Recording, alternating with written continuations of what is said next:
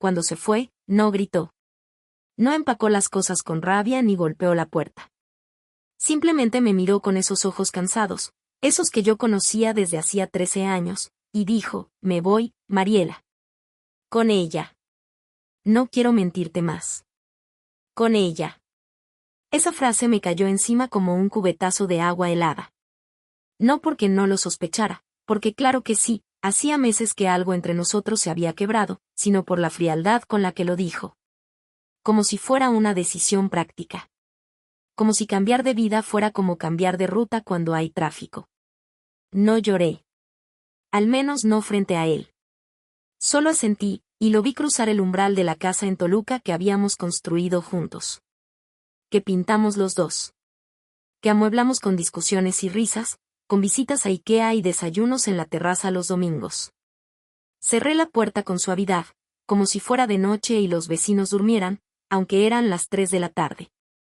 Lo siguiente que recuerdo fue el silencio. El silencio denso de una casa que había dejado de tener voz. El refrigerator zambaba. La cafetera, aún tibia. Su taza en el fregadero. Me senté en la silla donde él solía leer, esa de madera clara con el cojín azul descolorido, y me quedé ahí. No sé cuántas horas pasaron. No tenía hambre. No tenía sueño. Solo un peso extraño en el pecho, como si alguien hubiera arrojado un costal de arena sobre mi corazón. Los días que siguieron no tuvieron forma. Me despertaba tarde. Comía pan viejo con mermelada. Me quedaba en pijama.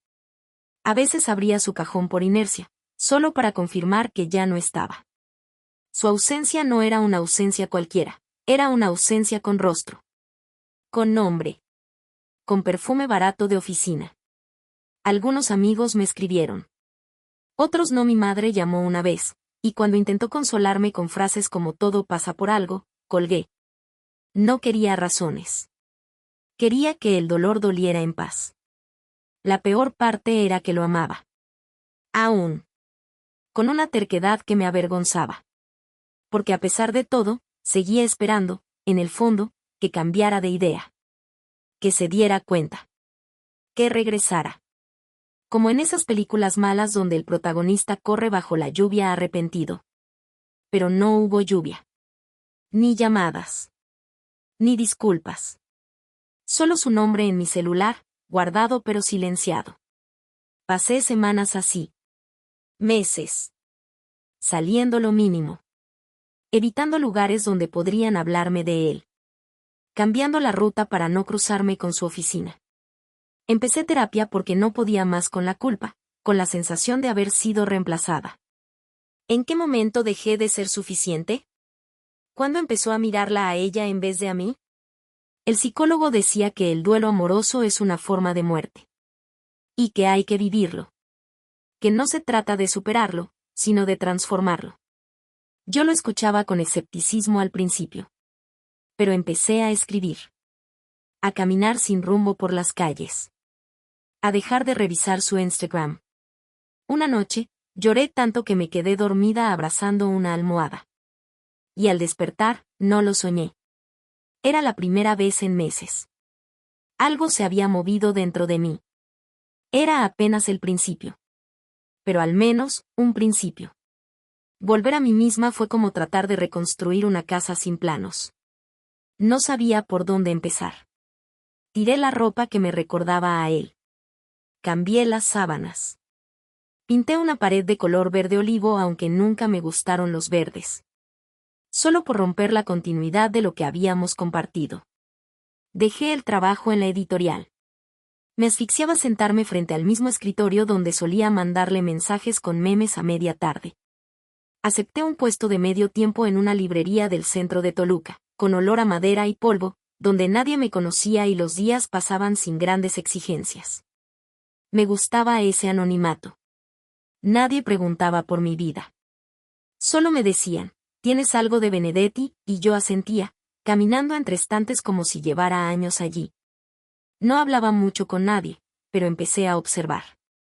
A los que leían en las mesas del fondo, a las mujeres que venían con niños y se sentaban a leerles en voz baja. Había una cierta ternura en la vida que seguía ocurriendo. aunque yo estuviera en pausa. Los sábados tomaba el autobús a la Ciudad de México solo para caminar. A veces me bajaba en Coyoacán, a veces en la Roma. Sin rumbo. Me gustaba mirar a las parejas en las terrazas, los perros en los parques, la música callejera que a veces se colaba entre mis pasos. No me dolía como antes. Pero tampoco me dejaba del todo en paz. Fue en una de esas tardes, en una cafetería mínima de la Condesa, una de esas con nombres pretenciosos y sillas incómodas, donde lo conocí. Ignacio. Llevaba un libro de Simone Weil bajo el brazo. Yo leía a Annie Ernaux. Nuestros cafés llegaron al mismo tiempo. Fue una coincidencia tonta, pedimos lo mismo. Él levantó la vista y sonrió con una cortesía discreta. Nada invasivo. ¿Te gusta Ernaux? Me preguntó. Depende del día, dije. No hubo más. Al menos no ese día. Pero la semana siguiente volví, y ahí estaba. Con otro libro, otra camisa, pero el mismo gesto amable. Esta vez fue él quien habló primero. Me preguntó si podía sentarse. Dije que sí. Nos quedamos hablando casi una hora. Sobre libros, sobre ciudades que queríamos visitar, sobre silencios que no siempre sabíamos cómo nombrar. Nunca me preguntó si tenía pareja. Nunca me miró con lástima. Solo, estaba ahí. Y volví a sonreír. Primero poco. Luego más seguido. Empezamos a vernos sin agenda. Un día en el mismo café. Otro, en una librería de viejo donde discutimos durante 20 minutos sobre si Cortázar era sobrevalorado. Ignacio tenía una manera de hablar pausada, como si cada palabra mereciera quedarse un rato más en el aire. No tenía esa urgencia por llenar los silencios. Y eso, después de tanto ruido, me pareció un descanso. Pasaron semanas. Una noche me acompañó hasta la terminal. No intentó besarme. Solo me dijo, me gusta tu forma de estar en el mundo. Y yo subí al autobús con una sensación que no sabía si era vértigo o paz. Pero era mía. Y era nueva. Ignacio no se parecía a nadie. Eso lo entendí la tarde que me llevó a comer tacos al pastor a un sitio que apenas se sostenía en pie en la colonia Narvarte. Se sentó frente a mí con las manos manchadas de salsa, riéndose de su propio descuido, y en vez de sentir vergüenza o querer parecer otra, me reí también. Así, sin pensar. Como no lo hacía desde hacía años. Empezamos a vernos con frecuencia. No había juegos, ni excusas, ni pausas extrañas. Ignacio era directo, pero con esa delicadeza que solo tienen quienes ya han vivido cosas duras y saben que la suavidad no es debilidad. Yo tardé en confiar. A veces, mientras él hablaba, una parte de mí todavía esperaba que algo se rompiera. Que dijera algo cruel. Que desapareciera sin previo aviso. Pero no.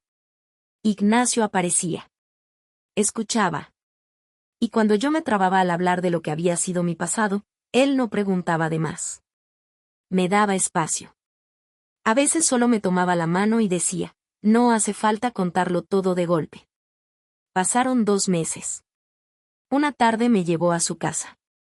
No era un departamento ostentoso. Era amplio, sí, con muebles sobrios, paredes blancas, cuadros discretos.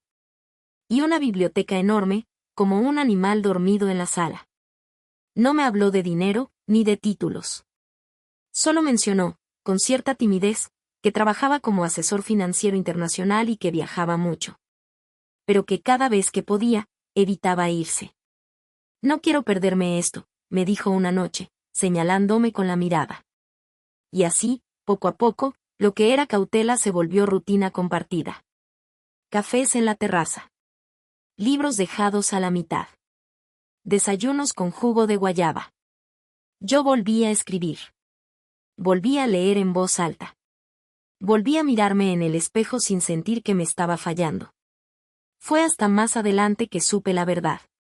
Él había nacido en Veracruz, pero llevaba años entre Suiza, Nueva York y Ciudad de México. Su familia tenía una fortuna discreta pero enorme. Él manejaba inversiones, fondos, participaba en juntas donde se decidían cosas de las que yo apenas entendía el vocabulario.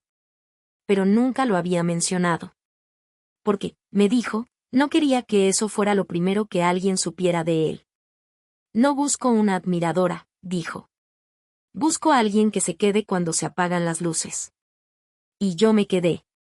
No por su dinero, ni siquiera por su inteligencia brillante, que me dejaba en silencio cuando explicaba cosas sobre mercados o arquitectura económica, sino por su forma de mirarme cuando me quedaba callada.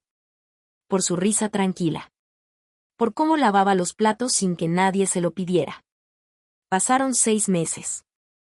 Yo ya dormía en su casa.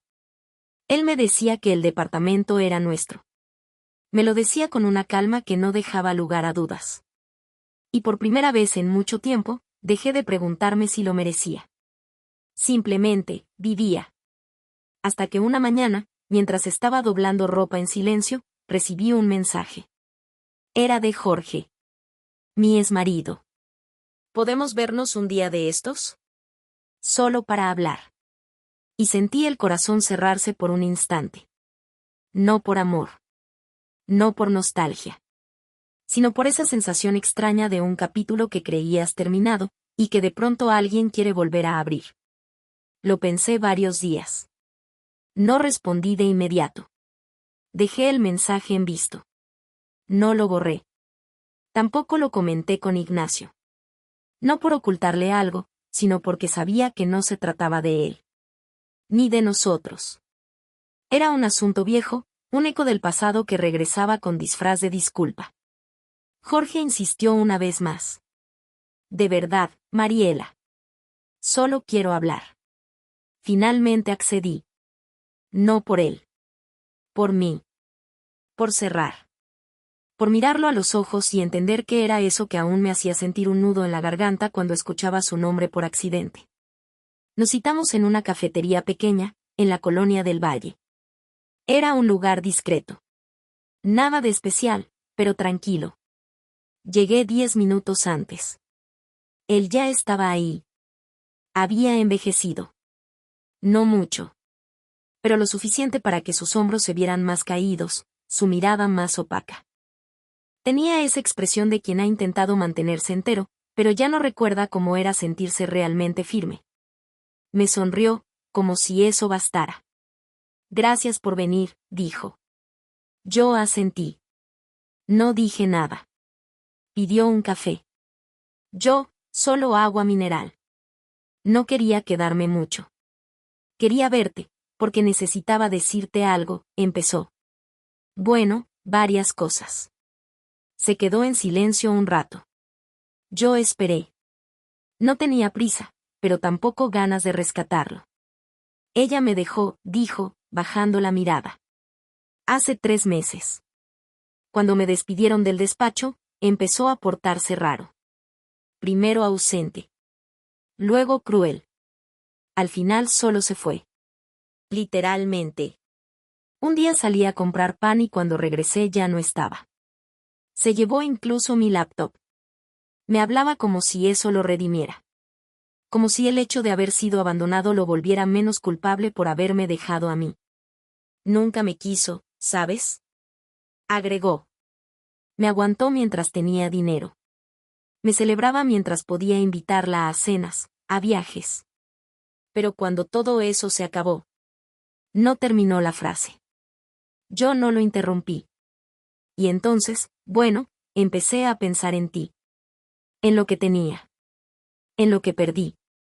Mariela, yo fui un imbécil. No hay otra palabra. Intentó tomar mi mano sobre la mesa. Pero antes de que sus dedos tocaran los míos, retiré la mano. No con furia. Con precisión. Como quien aparta una hoja seca del camino. Jorge, dije, y mi voz sonó más serena de lo que esperaba. No eres nada para mí. Lo vi parpadear. No de sorpresa. De incredulidad. Como si no pudiera creer que ya no quedara algo en mí que respondiera a su dolor. Tu arrepentimiento no me devuelve nada. No sana nada. No me repara. Y no me interesa. Se quedó callado. Yo respiré hondo. Tomé mi bolsa. Me levanté. Te deseo que encuentres lo que estás buscando, añadí, pero no me busques más. Ya no soy esa mujer que dejaste. Y me fui. Sin mirar atrás. No lloré. No temblé. No sentí ese hueco que esperaba. Solo un silencio limpio, distinto del de hace 2 años. Un silencio que no dolía. Caminé varias cuadras sin rumbo, como si mis piernas necesitaran recordarme que aún estaban ahí, que aún sabían hacia dónde ir aunque el corazón estuviera en calma por primera vez en años. Pasé frente a una tienda de flores y, por impulso, compré una sola gerbera. Roja. No sabía por qué. Tal vez solo porque me pareció viva. Al llegar a casa, Ignacio estaba leyendo en el sillón de la sala. Luz tibia, música baja. Esa escena a la que aún me estaba acostumbrando. Esa paz que no se anuncia, que solo ocurre. Me miró sin preguntar. Sabía que había ido a verme con Jorge. No se lo había dicho. Pero lo sabía. Ignacio era de esas personas que entienden sin invadir. Solo asintió, como si al verme supiera que todo había salido como debía. ¿Champaña? Pregunté, casi en broma. ¿Para qué brindamos? Respondió, levantando la vista con esa sonrisa lenta. Por nosotros. Fui a la cocina, abrí la botella que habíamos guardado para una ocasión especial y tomé 2 copas. El sonido del corcho fue limpio, alegre. Como un pequeño estallido de libertad. Nos sentamos juntos. Yo con la cabeza en su hombro. Él con el libro aún abierto, pero ya sin leer. Brindamos sin palabras. Bebimos en silencio. Y entonces me vi reflejada en la ventana. No en un espejo perfecto, sino en esa forma difusa que devuelve el cristal por la noche. Y me sonreí. Con una ternura que no me conocía. Porque ya no era la mujer que lloraba por una traición. Ni la que dudaba de su valor cada vez que sonaba un mensaje que no llegaba. Era otra. Una que había aprendido a quedarse sola para descubrirse. Una que, al final, eligió con calma. No al más conveniente. Ni al más arrepentido. Sino al que, sin prometer nada, se quedó todos los días. Y esa noche, con champaña en la mano, un hombro cálido bajo mi mejilla y la certeza tranquila de estar donde debía estar, supe que el amor no siempre regresa. A veces, simplemente llega tarde. Pero llega.